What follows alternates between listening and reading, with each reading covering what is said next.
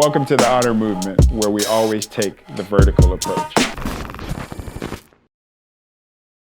So I saw this story on 60 Minutes about this guy who had escaped this prison camp in North Korea. And actually there's a book written about the character Shen called Escape from Camp 14.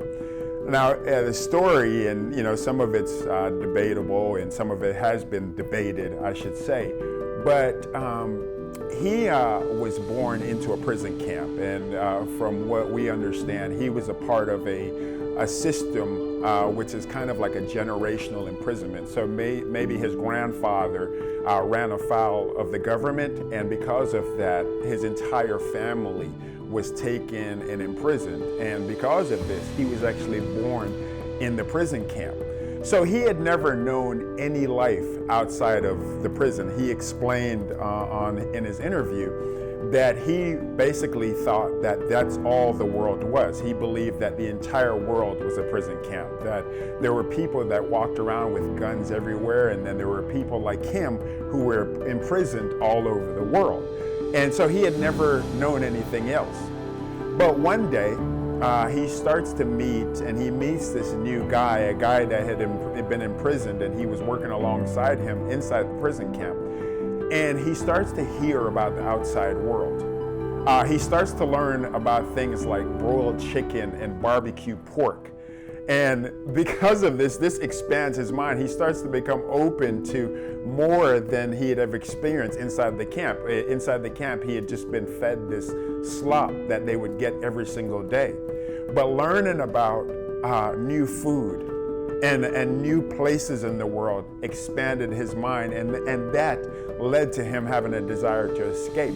Now, I have really heard of stories this dramatic. I have met people all the time who are unaware that there is more out there for them, because we all have this thing in our story, in our background, in our life, that kind of tells us that we're not supposed to make it, that people like us just don't become successful. We don't build things, we don't find love, we don't lose weight, we don't achieve, and this is all that life will ever give us, and I mean, if you've grown up in an environment where there's been abuse and there's been prolonged poverty or whatever it is, the circumstances that you may have experienced in your life, these things can tell us that that's all there is for us. But what if there's more? What if there's a greater world out there for you? What if there is more to be accomplished? Would you try something else if you believe that there was more out there for you? I believe there is more out there. I believe that we should take the risk of finding out what we can be, as opposed to what we've always been told that the world is, and especially what the world is for us. So what if we made a decision today that I'm no longer going to settle for these kinds of relationships.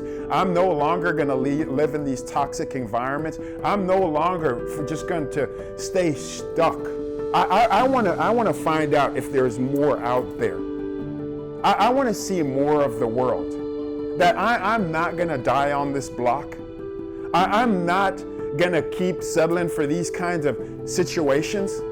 I'm not going to live in this materialistic world for the rest of my life where everything looks glossy on the outside, but you're struggling on the inside. I'm not going to do that anymore. I want to make a difference in this world. I believe that there is more. There is more for you. There's more for me. And a lot of times for us is just believing and understanding that we can take that step to do more than the previous generations have. So what is that thing for you that's holding you back, that's keeping you trapped, that's keeping you stuck? I hope that you overcome that thing. I hope that you find that belief. And I believe that you will, because us humans, we're more capable than they say we are. And you should keep going. You should step out, because the next generation is watching.